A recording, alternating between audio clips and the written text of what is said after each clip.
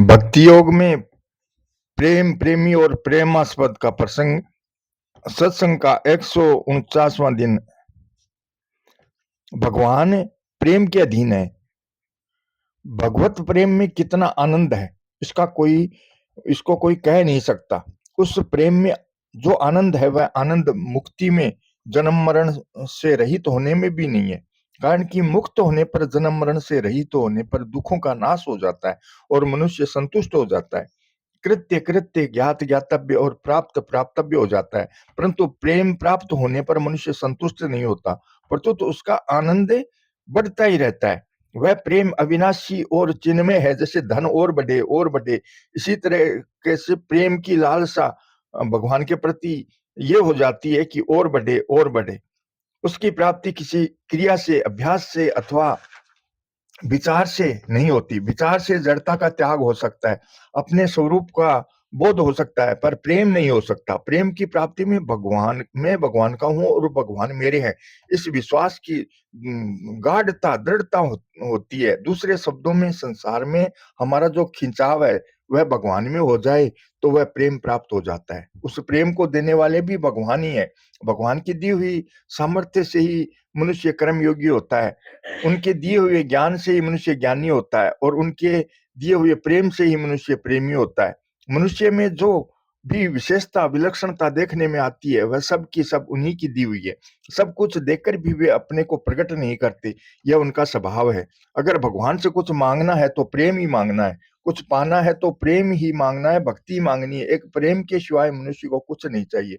मनुष्य को इस प्रेम रस का आस्वादन कराने के लिए ही भगवान मनुष्य रूप से संसार में अवतार लेते हैं, अपने आप को प्रकट करते हैं, तरह तरह की लीलाएं करते हैं और अपने हृदय की अंतिम तथा सर्वगुहतम, सबसे अत्यंत गोपनीय बात, शरणागति का उपदेश देते हैं। भगवान ने मनुष्य की रचना न तो अपने सुख के लिए की है, न उसको भोगों में लगाने के लिए की है और न उस पर शासन करने के लिए की है, प्रत्युत इसलिए की है कि वह मेरे से प्रेम करे, मैं उससे प्रेम करूं। वह मेरे को अपना कहे, मैं उसको अपना कहूं।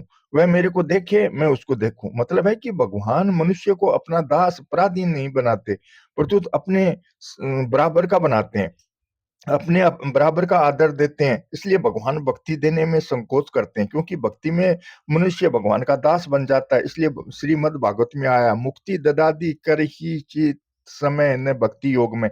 भगवान मुक्ति तो कभी दे देते हैं, पर भक्ति योग सरलता से नहीं देते। भगवान श्री राम ने जब काकभूषण जी से कहा कि तू अणिमादि सिद्धियां, ज्ञान, वैराग्य, मुक्ति आदि जो चाहे सो वर मांग ले, तब काकभूषण जी ने विचार किया कि भगवान ने सब कुछ देने की बात तो कही, पर अपनी भक्ति देने की बात कही ही नहीं। सुनी प्रभु बचन अधिक अनुराग्य हूँ, मन अनुमान करन तब लागे हूँ। प्रभु कह देन सकल सुख सही, भगति आपने देन न कहीं। भगति हीन गुण सब सुख ऐसे, लवन बिना बहु व्यंजन जैसे। इसलिए काकभूषण जी ने और कुछ न मांगकर भक्ति का ही वर मांगा। इससे भगवान बड़े प्रसन्न हुए और एव मस्तु कहकर बोले, सुनु बायसते सहज सयाना, काहे न मांगसी अस वरदाना।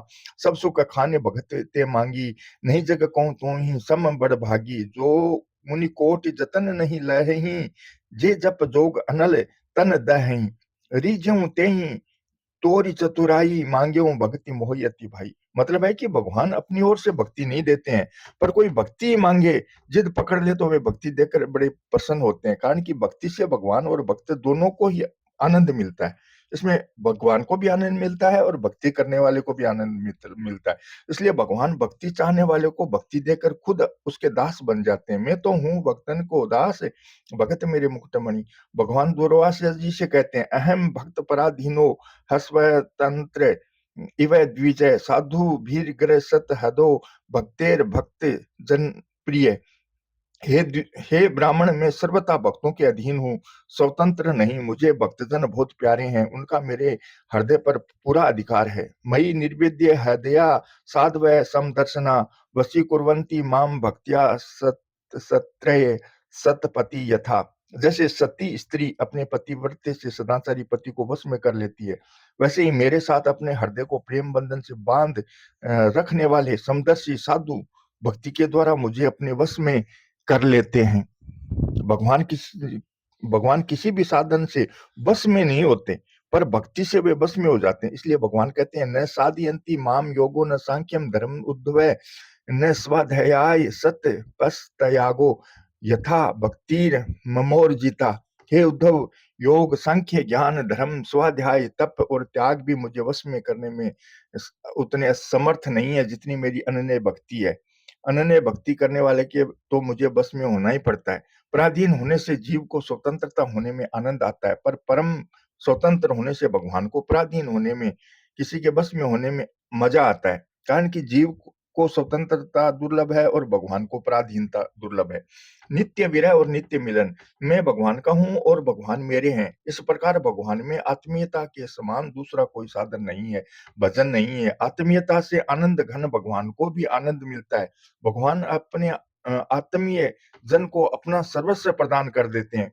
भगवान उसको अपना अनंत रस प्रेम प्रदान करते हैं, परंतु जो पराधीनता से जन्म मरण के बंधन से दुखी होकर मुक्ति की कामना करते हैं, उनको भगवान मुक्ति प्रदान करते हैं, परंतु खुद उससे चिपकर रहते हैं। जब मुक्त पुरुष को मुक्ति अखंड रस में भी संतोष नहीं होता, तब उसमें अनंत रस की भूख जाग जाती है। कारण कि मुक्त होने पर नाशवान रस की कामना तो मिट जाती है, पर अनंत रस की भूख नहीं मिटती। इसलिए ब्रह्म सूत्र में आया है, मुक्तो पसृपे वे प्रदेशात है। उस प्रेम स्वरूप भगवान को मुक्त पुरुषों के लिए भी प्राप्तव्य बताया गया है। अतः भगवान का एक नाम आत्मा राम गणाकर्षी भी है। अनंत रस बोध में नहीं है, प्रत्युत प्रेम में है। इस अनंत रस की भूख ही जीव की वास्तविक तथा अंतिम भूख है, और प्रेम की प्राप्ति ही जीव का वास्तविक तथा अंतिम लाभ है। मुक्ति की तो सीमा है, पर इस प्रेम की कोई सीमा नहीं है। इस प्रेम की प्राप्ति के लिए भगवान कैसे हैं, यह जानने की जरूरत नहीं है, प्रत्युत भगवान मेरे हैं, यह मानने की जरूरत है। भगवान मेरे हैं, यह आत्मीयता भक्त और भगवान दोनों को आनंद प्रदान करती है, अनंत रस प्रदान करती है। कारण कि किसी वस्तु का ज्ञान होने से केवल अज्ञान मिटता है, मिलता कुछ नहीं, परंतु वस्तु मेरी है, इस तरह वस्तु में, चीज में ममता होने से एक रस मिलता है। मतलब है कि चीज के आकर्षण में जो रस है, वह रस चीज के ज्ञान में नहीं है। सांसारिक चीजें तो आकर्षण, सांसारिक चीजों के आकर्षण तो अपने सुख के लिए होता है, पर भगवान में आकर्षण उनको सुख देने के लिए होता है। तत् सुखे सुखित्वा में। इसलिए सांसारिक आकर्षण का तो अंत हो जाता है, पर भगवान के आकर्षण का अंत नहीं होता। वो नित्य नया बढ़ता रहता है, वह अनंत होता है। भोग्येच्छा का अंत होता है और मुमुक्षा अथवा जिज्ञासा की पूर्ति होती है, पर प्रेम पिपासा का न तो अंत होता है और न पूर्ति होती है, प्रत्युत वह प्रतिक्षण बढ़ती ही रहती है। प्रतिक्षण वर्धमानम। प्रेमी को सदा अपने में प्रेम का अभाव ही दिखता है, जैसे धनी आदमी को सदा धन का घाटा दिखता है। जो जो धन बढ़ता है, त्यों ही त्यों उसको धन की कमी मालूम देती है। ऐसे ही प्रेमी को अपने में प्रेम की कमी ही कमी मालूम देती है। इसलिए प्रेम को प्रतिक्षण वर्धमान कहा गया है। यदि प्रेमी को प्रेम में कमी न मालूम दे, तो प्रेम बढ़ेगा कैसे? अपने में पूर्णता न मानना, सदा प्रेम की कमी मानना ही नित्य विरह है। नित्य विरह और नित्य मिलन दोनों ही नित्य हैं। अतः न तो प्रेमास्पद से मिलन की लालसा पूरी होती है और न प्रेमास्पद से वियोग ही होता है। नित्य विरह से प्रेम बढ़ता है और नित्य मिलन से प्रेम में प्राण आ जाते हैं, चेतना आ जाती है, विशेष विलक्षणता आ जाती है। नित्य विरह और नित्य मिलन एक ही प्रेम के दो रूप हैं। अरब रात मिलिबे को निस दिन मिले ही रहित मनु कबहु मिले ना। भगवत रस रसिक, रसिक की बातें रसिक बिना कौन समझ सके ना। गोस्वामी तुलसीदास जी महाराज नित्य विरह और नित्य मिलन का उदाहरण देते हुए कौशल्या माता की दशा का वर्णन करते हैं। मायरी मोही कौन समझावे, राम गवन साचो की दो सपनों, मन परितीति ने आवे। लगई रहत मेरे नैनन आगे, राम लखन और सीता, तदपि न मिटत दाह या उनको विधि जो भयो विपरीता। दुख न रहे रघुपति ही विलोकत, तन उन रहे बिनु देखे, करत न प्राण पयान सुनो सखी, अरुचि परी यही लेखे।